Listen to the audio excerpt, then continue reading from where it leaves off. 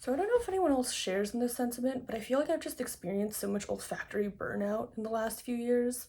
For years, I was slowly amassing my fragrance collection, but I think towards the beginning of 2025, I reached a point where I felt like I already owned every possible combination of scent that I wanted to, and everything new that was coming out started to smell like an iteration of something I already had. I think what really sort of brought that sentiment to a head was when I went in to smell Flur's Golden Rule about a year ago, and it smelled exactly like Dolce & Gabbana, the only one intense to me, which is, something that is no longer in circulation, but something that I acquired many, many years ago and really loved. And it just like, I just kept having that experience over and over again with new releases ever since. So despite me actually owning hundreds of fragrances that I've amassed over the last 15 years, I noticed the past few months that I've only been reaching for 5. Yeah, I wanted to share these 5 fragrances with you today because I think they could be really good picks for anybody that is looking for something that is unique and interesting enough for you to not get tired of smelling throughout the day, crowd pleasing enough for you to wear in an environment where you're basically exposing someone else to it all day, and I think versatile enough to be utilized in various occasions, because I'm not just wearing these 5 to the classroom or in the office. I also noticed that I was taking them on vacation. Like I went on a tropical vacation with my partner a few months ago, and I was really still just alternating between 2 of these, and I wear them on dates, I wear them to the gym. They're just so versatile, they're nuanced, and they're crowd pleasing. And most of them are actually quite affordable, I think. So I just wanted to share these with you guys. So I'm going to start with the one that I've been wearing the most since I purchased it, and I purchased it probably 3 months ago. This is Lake and Skye Saffron Dusk. Now, as I always say with my perfume bottles, I can't really handle spraying myself all over, so my dents are always going to be very, very small because one, I've built up a habit of going through multiple samples before I actually purchase a full bottle, and 2, I spray 2 sprays each day probably, so it's gonna look like I barely use them, but I promise I do use these a lot. So Lake and Skye Saffron Dusk, this is actually on sale at Blue Mercury right now, and I purchased mine from Blue oh goodness, focus. I purchased mine from Blue Mercury, and I would highly recommend. I quite like Blue Mercury, actually. Their customer service has, at least in my local location, has really just been so excellent. 3 or 4 years ago, I had this cup of saffron tea at a cafe in London, and it was just saffron and honey and nothing else. And I have been searching for a scent that smells like that ever since. The closest I got was this saffron rose pistachio hair oil that I got a sample of one time. I I loved it so much, but it was hair oil and it was quite expensive, and there was only, I think, 30 milliliters of it or something, and I felt like I was just gonna go through it very quickly. So I was on the hunt for such a saffron scent. This sort of warm, honeyed, true saffron scent, not this sort of feeling of saffron or a hint of saffron that is either overpowered by oud or ambroxan, but this really true saffron forward scent that also retains the transparency of like real saffron. You know how there's a certain transparency or airiness to saffron? So, that was what I was looking for, and that is what this perfume gave me. So it's this honeyed, saffron forward scent, anchored with rose throughout. Again, I'm not reading the notes, this is just what it smells like to me. Obviously, if you want to know the notes, you should go and look them up on Fragrance Go, or I really like Demi's Sniff. I've been using Sniff a lot. Download the Sniff app, it's free. I tend to find kind of the Sniff visualizations and reviews sometimes a lot more helpful than the Fragrance Go ones. I highly recommend this, and I've been wearing it on dates, I've been wearing it to my job, I've been wearing it in the gym.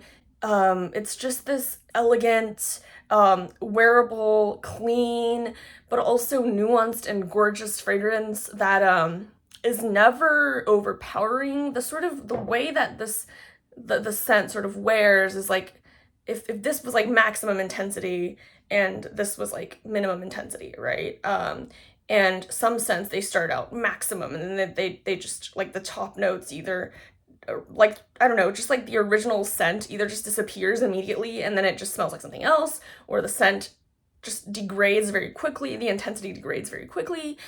This kind of, it starts at like a low middle in terms of intensity and sillage, and it really retains that until it wears off, and it probably lasts like 4 to 5 hours on me, so not a really long time. You will have to respray it, but I like the elegance and the grace with which it wears. Like, what you smell in the beginning is what you get, and your body retains it throughout the wear. This is my favorite Lake and Skye fragrance. I smelled a few of them, and this one is undoubtedly my top pick. I don't know why other people don't talk about it, but if you're looking for a true saffron fragrance with notes of rose and honey, and a little bit of vetiver, this is my pick. I'm gonna go with something even more affordable next. This is Flur's Vanilla Skin, the body spray. I think the fragrance is a little bit more nuanced, but in terms of what other people smell, it's quite similar, I think, and the sillage of the body spray is a lot greater than the fragrance, in my opinion. So if you want people to like get a whiff of it as you walk by, you're not really gonna get that with the perfume. So I've been wearing the body spray a lot. I get a lot of compliments, and again, I've worn it on dates and I've worn it on to yoga. Like, it's so versatile. This is not like my favorite vanilla fragrance ever.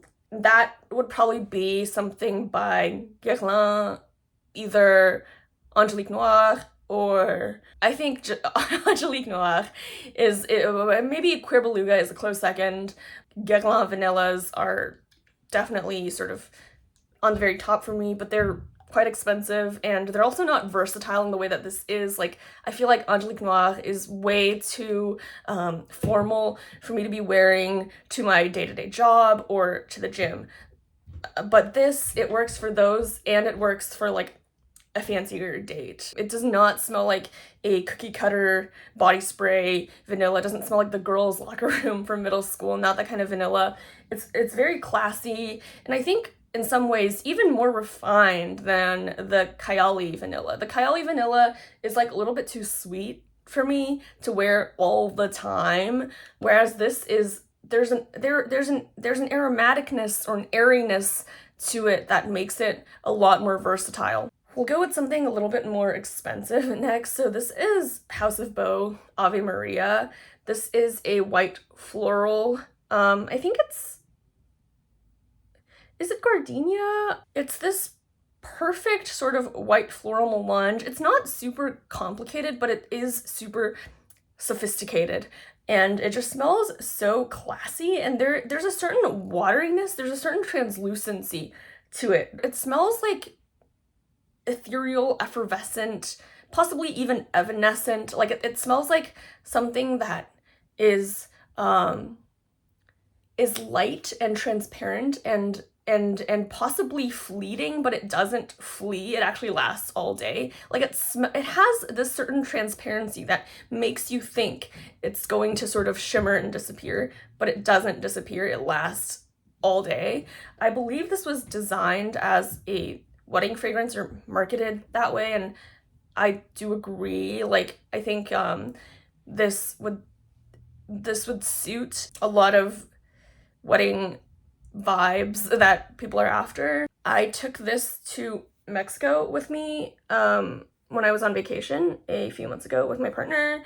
It worked great for both fancy dinners and sort of daily outings. I don't know if I would, like, if I hadn't been on a vacation, I don't think I would wear it day to day just because of the price, but it's so sort of elegant and transparent and light at the same time. It's just this perfect white floral that's not too heady and not too girly and not too formal and not too casual. So this fragrance, I don't think you can get it in the US right now. It's Zara's Mochi Atelier in Tokyo. Zara did this line where they partnered with master perfumers to to create these 4 scents that were inspired by destinations around the world. And there was this sort of lemon meringue one that I think Natalie Lorson made, the Mochi Atelier in Tokyo. That one was made by master perfumer Fabrice Pellegrin, and I believe Fabrice also made diptyque. Well, he's made a lot of diptyque, but he made one of my favorite diptyques, probably the favorite, L'Eau Papier. So similar to L'Eau Papier and a lot of other rice fragrances, a Mochi Atelier in Tokyo is first and foremost a rice fragrance. So in that sense, I would compare it to L'Eau Papier, but I would also compare it to Kenzo Amore, Dirty Rice by Born to Stand Out, and, you know, things in that family. But I think what makes Zara's Mochi Atelier in Tokyo stand out from all of those other rice fragrances, apart from just being a fraction of the cost, is that it is so textural. It embodies every texture of rice that you can possibly think of involved in the production and consumption of mochi. So you can smell like the chewy, gummy, sweet rice that is sort of on the inside, the powdered, airy rice powder that is in the outside, the rice steam that might have come up in the process of creating it. So it's like steamy rice, sticky rice, sweet rice, powdery rice, and even hints of savory rice at the same time. And then topped off with this constant presence of pear to make it feminine and wearable and sweet. And I do much prefer this to Kenzo Amore and Born to Stand Out Dirty Rice. Oh, Denam White Rice is another one that I would compare this to. I prefer it to those because it's so multi-dimensional and textural and complex. It's like simple, elegant, and complex at the same time because it's just a rice fragrance with a little bit of pear. But then the complexity lies in the overlay of multiple textures. It's just so exciting. And I think sometimes I even like it more than L'Eau Papier. And I'm such a huge fan of rice fragrances. But this is, if this does come back onto the market, which I'm not sure it's available in the States at the moment. I got this little one years ago, probably like 5 years ago in the States during Zara's Boxing Day sale, and then I got 200 ml full-size backups from England last summer because they brought them back. I don't know like what countries is available at the moment, but definitely keep an eye out, and I think it's worth well beyond what it was retailing for. Even I think with resellers, you can still get it for less than 100 for the full 100 ml. So definitely keep an eye out. I love, love, love this one. Also because of the many textures that it contains, different facets of it stand out in different seasons. Like the light, airy rice powder really blossoms in the spring, but you get the sweet, sticky rice pear melange in the winter. So I'm just so excited about this, as you can tell. So I highly, highly recommend this. And then the last one that I just want to touch on that I don't own a full bottle of, but when I'm in Europe again, I will try and pick up